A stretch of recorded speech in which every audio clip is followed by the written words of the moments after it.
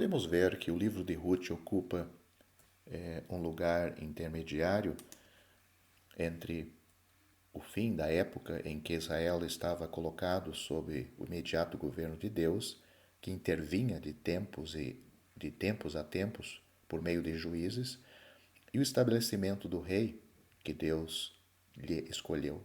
Mas aí este fim era devido à queda do povo e à sua incapacidade de aproveitar pela fé dos seus privilégios. Os livros de Samuel contêm, primeiro, a suspensão das relações originais de Israel com Deus, fundadas na obediência do povo, nos termos da antiga aliança e nas prescrições especiais de Deuteronômio. Segundo, a soberana intervenção de Deus pela profecia. E terceiro, o estabelecimento do rei que o próprio Deus tinha preparado e as circunstâncias que precederam esse estabelecimento.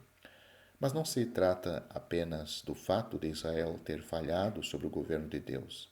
Israel rejeitou esse governo. Colocado sob a autoridade do sacerdócio, aproximava-se de Deus no gozo dos privilégios que lhe eram concedidos, como povo reconhecido do Senhor. Veremos a arca, a primeira, a mais imediata e a mais preciosa ligação entre o soberano Deus e o povo, cair nas mãos dos inimigos.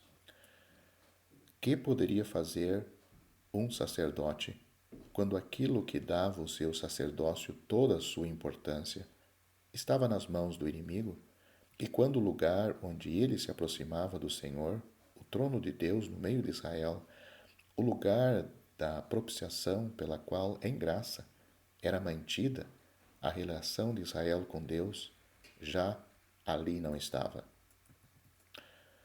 Já não era simplesmente a infidelidade de Israel nas circunstâncias em que Deus o tinha colocado. Essas circunstâncias estavam totalmente mudadas em consequência do julgamento de Deus. A ligação exterior das relações de Deus com o povo estava quebrada. A Arca da Aliança, centro e base dessas relações, tinha sido entregue pela ira de Deus nas mãos dos seus inimigos. O sacerdócio era o meio natural e normal para manter essas relações entre Deus e o povo. Mas agora? Que fazer agora? Todavia, Deus, atuando em soberania, podia pôr-se em comunicação com seu povo em virtude da sua graça e da sua imutável fidelidade, segundo as quais os seus laços com os seus subsistia do seu lado, mesmo quando toda relação conhecida entre Deus e o povo fosse interrompida devido à infidelidade deste. Foi o que o Senhor fez ao suscitar um profeta. Por meio deste, Deus comunica ainda diretamente com seu povo, embora o povo não tivesse mantido as suas relações com ele no seu estado normal. A função do sacerdote estava em relação com a integridade dessas relações. O povo tinha necessidade de Deus nas suas enfermidades, porém, sob a autoridade do sacerdócio, o próprio povo se aproximava de Deus por intermédio do sacerdote, de harmonia com as relações que Deus tinha estabelecido e que reconhecia. Mas o profeta atuava da parte de Deus fora dessas relações, ou antes, acima delas, quando o povo já não era fiel. O estabelecimento do rei tinha um alcance muito maior. Era uma nova ordem de relações que implicavam princípios da maior importância. Deus já não estava em relação imediata com o povo. Havia um poder estabelecido sobre Israel. Agora Deus esperava a fidelidade da parte do rei, e a sorte do povo dependia do comportamento daquele que era responsável perante o Senhor para a observação dessa fidelidade. Deus tinha a intenção de estabelecer este princípio para a glória de Cristo. Falo da sua realeza sobre os judeus e sobre os gentios, sobre o mundo inteiro. Essa realeza foi prefigurada em Davi e em Salomão, Pedir o estabelecimento de um rei e rejeitar o governo imediato do próprio Deus era uma verdadeira loucura e rebelião da parte do povo. Mas quantas vezes as nossas loucuras e as nossas faltas dão ocasião à manifestação da graça e da sabedoria de Deus e ao cumprimento dos seus desígnios, até então ocultos.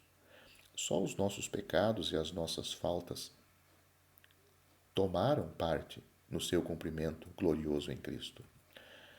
Eis os assuntos importantes que são tratados nos livros de Samuel, pelo menos até o estabelecimento da realeza. O estado glorioso desta realeza e a sua queda são narrados nos 2 livros de Reis. É a queda de Israel que põe fim às suas primeiras relações com Deus. A arca é tomada, o sacerdote é morto. A profecia introduz o rei, um rei desprezado e rejeitado, tendo o homem estabelecido um outro, mas um rei que Deus estabelece de harmonia com a eficácia do seu poder.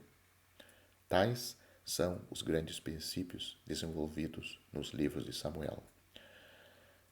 A história revela-nos aqui, como por toda parte, que não há senão um que permaneceu fiel.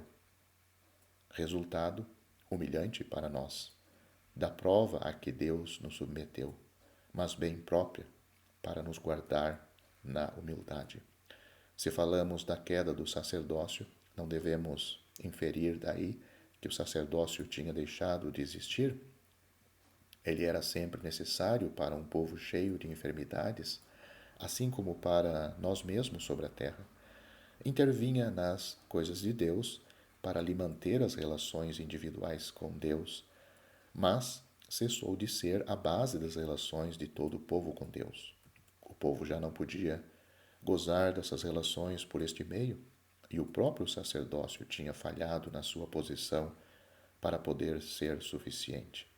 Será bom que nos detenhamos um pouco sobre este ponto, pois é a base das verdades que nos ocupamos neste momento.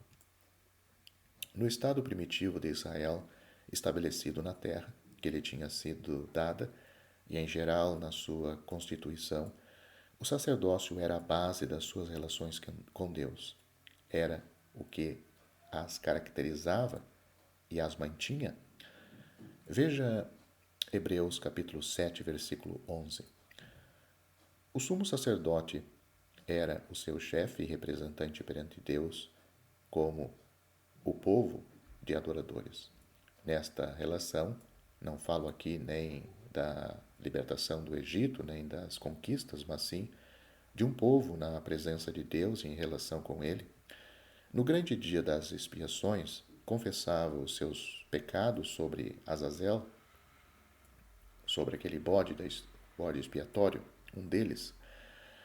Não se tratava apenas de intercessão, ele encontrava-se ali como chefe, o sumo sacerdote, como chefe e representante do povo, que estava, por assim dizer, resumindo nele diante de Deus.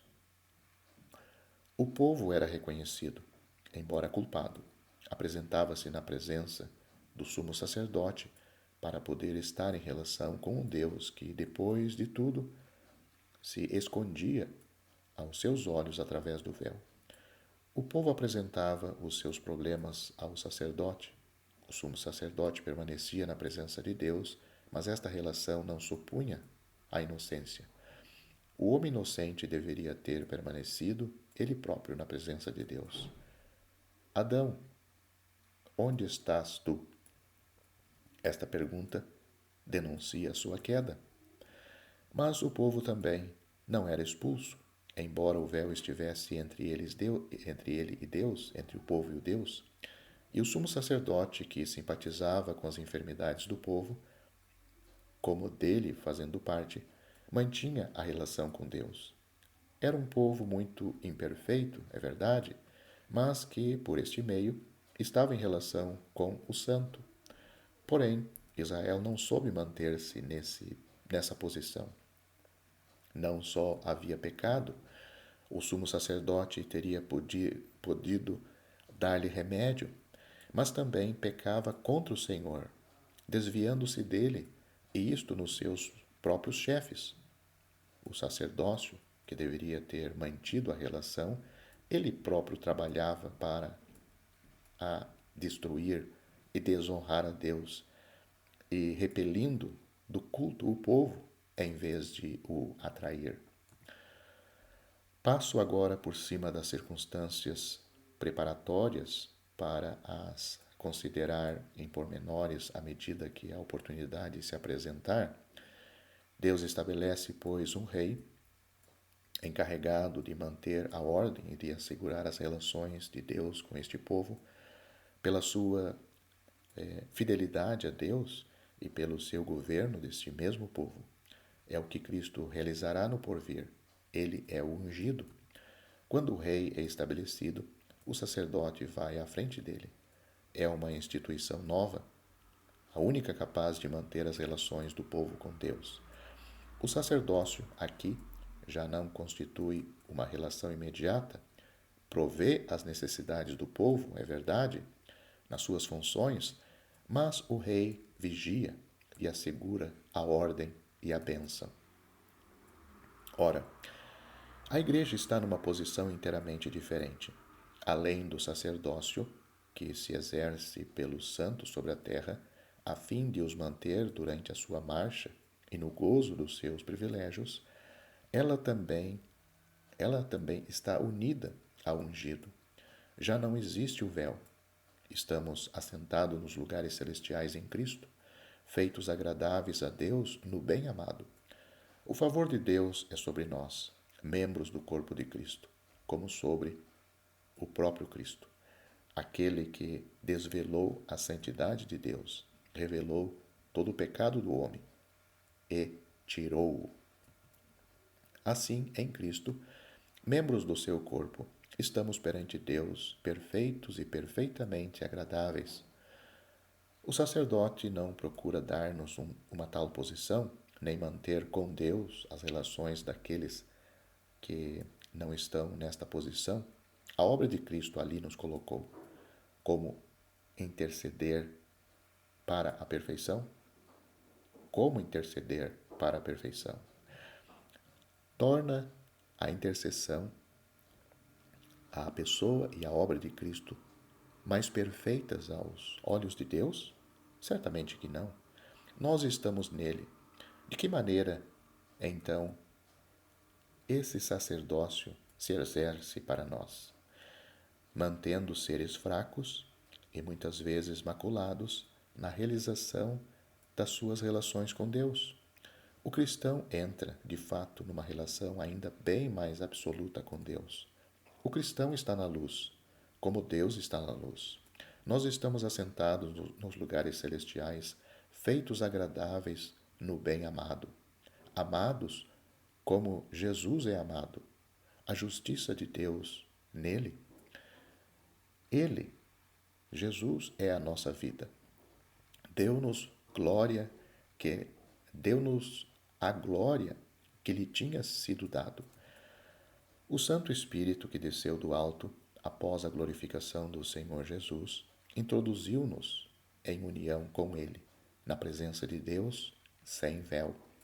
No entanto, embora sejamos sem desculpa, falhamos muitas vezes e de muitas maneiras, e contraímos